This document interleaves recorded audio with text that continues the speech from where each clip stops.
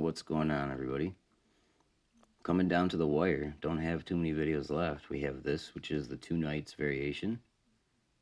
And then we have the Apocalypse Attack, the Hillbilly Attack, and I'm pretty sure that's it. But I gotta check the list that's in my truck. So the Two Knights version is E4, C6, and then Knight C3. And as always, black comes in with the D5. And I want to mention a couple things here before we get going. The knight comes to F3, and that's what makes it the Two Knights Variation.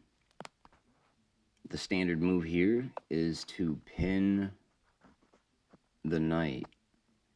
And if you pin the knight, white will take the center because you give it to them. And if you try taking, they will obviously recapture. And it would be a mistake to take the knight to try to pick up the pawn. White will come in with the bishop to E3 and tempt you with that pawn on B2. And if you take it, they're going to try a trap on you. Bishop to C4. And that rook looks awfully tempting, because if you take it, you check them, the king moves out of the way, and you get the other rook. Well, it's checkmate in 6 from here. White will come in, check. You got two moves. I'll just show you, I guess, two variations. From here, they check you again. If you come here, white will check you from F4, and then you got a couple options. If you march here, it's game over. If you march, I guess, here, that's game over. And all different variations, but it's a line that I figured I'd mention if anyone ever offers you that rook. But it is possible to, go this route. Just don't get greedy. So the lines that we're going to cover, unfortunately enough, are white plays D4. You're going to go ahead and develop your king's knight. And the one line where they don't try to push your bishop out, they're going to try to push your knight out with a E5 march. And that's when you go ahead and you can move your knight to D7. And then they will try to push your knight out now. And you go ahead and exchange. And you close up the pawn structure. And that's that. More or less, the reason why you don't back out is, they used to play back out, but they'll just push you, and then you'll have to come here, and they could really fuck up your pawn structure by, marching here. What are you gonna do? You're gonna capture with your F pawn and totally destroy your structure, or move the knight and let them capture and take it with your bishop and just be missing that awkward pawn. No. And even from this position, if they were to push you, it used to be a line like here, but if they push you, I'll just show you this line quick. They will capture this pawn, you recapture, then they'll push you here. You'll be forced to move to G6. They'll come in with their knight attacking your bishop. Not much you can do. It'd be a waste to move a pawn because they would just capture it. If you bring in your knight, they will push the D pawn, backing it up. And then if you close the structure, they will just overall bad things, man. I know I say that a lot, but it's not pretty. It is not pretty. They will, from here, they will make a point that they're going to try to trap your bishop. You can go ahead and push your F pawn. attacking the knight, forcing the trade off. Of course, they could take the bishop, and then you'd be forced to have a really weird pawn structure. But if they take this one, now that you have nowhere to really castle, and once you recapture, they'll come in attacking your bishop, forcing it to f7. You know, where are you going from here? So that was the old way to play, was actually to back out, but all the lines that we're going to cover when they push h3, you will recapture. We have 3 more lines to go. One of them, they capture with the pawn. Tal played that in the 3rd game of a world championship back in the day. And the other 2 will capture with queen. So I'm going to take a break here, and I need to grab a glass of water. I'm going to clear out the move list, and we will go from there. I'll talk to you soon. All right, got myself my glass of water.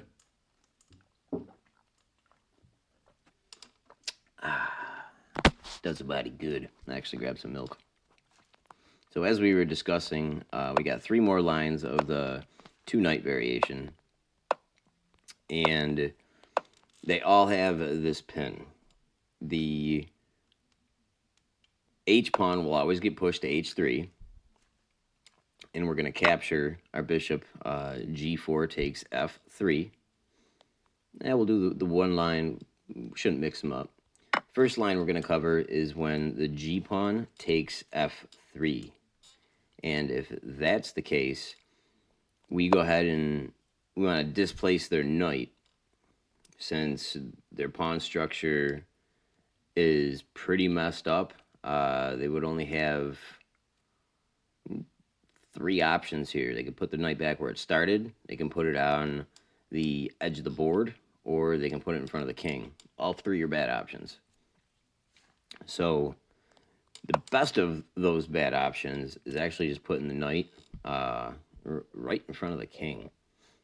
And if that's the case, we go ahead and close up our natural pawn structure, opening up lanes for our bishop and queen by pushing e6. From here, white will fianchetto the bishop, looking to push that f-pawn and open things up in the future. And we want to get our pieces involved in castle, so our natural move is knight e7. And white will prevent us from marching up the d-pawn, kind of closing up the structure. And the whole point of moving the knight to e7 rather than f6 is because the knight is a lot better on g6 than f6, because on g6 it could jump to, here, just move once, it can jump to e5 safely. It can jump, not yet, but it can jump to f4 without fear of being attacked by pawns, or it could jump to h4 in fear of not being attacked by pawns. So this is the structure that you will get out of it if the g-pawn recaptures your bishop on f3, and you should have a solid game. You got plenty of safe squares to develop your dark squared bishop. You can even do it with check. You can castle kingside. The only thing you have to worry about is that open G file for, rooks coming in. So you would want to develop most of your pieces and bring them to the king side for protection. That is one of the lines. The other 2 lines are when the queen recaptures. And when the queen recaptures, we are on the first line. We're going to go ahead and march up e6. And white will close up their structure as well. From here, we want to develop the queenside knight instead of the kingside knight, because sitting on d7, it can jump right to e5 and chase away the queen and gain tempo. So white's looking at castle queenside in this scenario, so it'll develop its bishop to d2.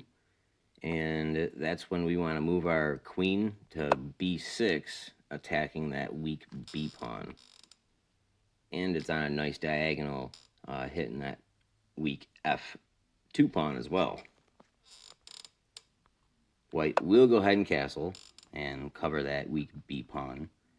And from here, we will, just like the other line, push that d pawn, hitting that knight. That knight will jump to the same square. It's really the only square it has safely. This looks good, but once you move the queen, you're looking to trap. Like, let's say you move the queen here, and it makes a move. Now the knight's trapped. So the knight definitely wants to jump to e2. And from there, we will start a pawn storm, attacking the castled king, because it really doesn't have any support on the queen side yet. And white will look to push e5, open up that white diagonal for its queen, and also prevent e5 push from us. I mean, it just moved e5. And we have the bishop to c5, protecting our d pawn and being able to bring our dark squared bishop into the action. It'll slowly creep up its queen with queen to e4, bringing it closer to the action and getting out of harm's way for the knight jump from d7 to e5. And last but not least in the line, knight jumps to e7, looking in the future to jump to d5. And we're looking to push the a pawn from a5 to a4 to a3 up the board. So we plugged up pretty good, preventing white from bringing its pieces to defend the king. And we should be able to castle either direction, I guess, in this scenario. King side looks better, but queen side is just as safe, just because you have all your pieces over there. So we have one more line, and let me chug some milk before we start doing this and lock the front door. I'll see you on the last line. All right, it's been 32 seconds. Last line we'll cover is after the queen takes on f3, we're going to go ahead and same thing. e6, push it, close up our pawn structure, and this time white will clean up, getting ready to castle kingside, with the bishop to e2. From here, we have bishop c5, attacking that weak f7 pawn. And this line's nice because there's a cool little dance that this bishop does all around the board, and you will see. So, queen will go to g3, attacking our g7 pawn, and we can move our bishop to d4, defending it. White will try to open up the middle. E takes d, and we don't want to capture with the c pawn.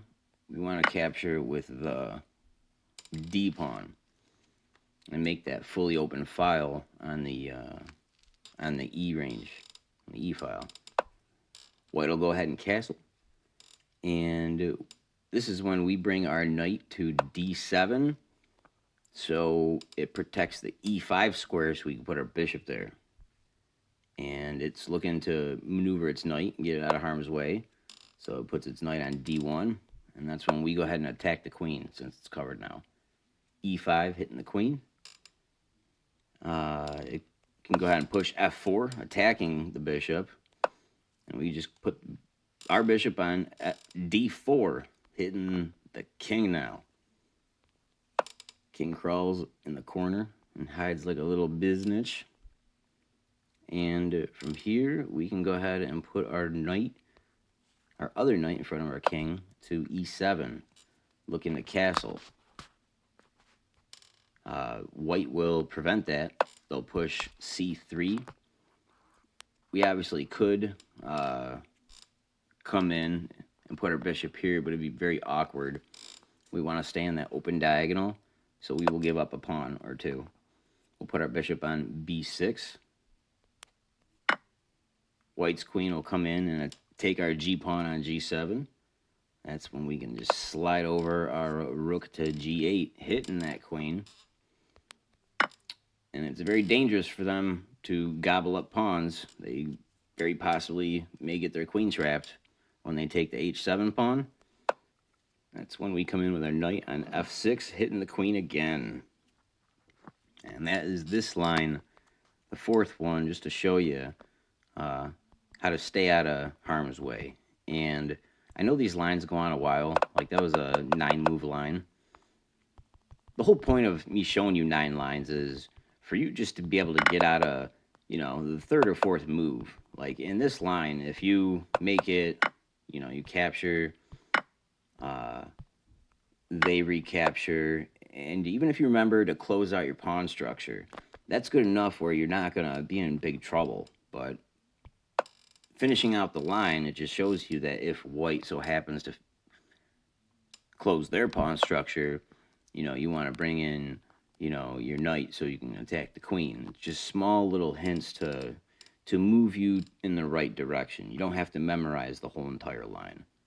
So I'll sandwich these 2 clips together, and I'll throw it up for the 2-night variation. I'll catch you on the Apocalypse and Hillbilly later.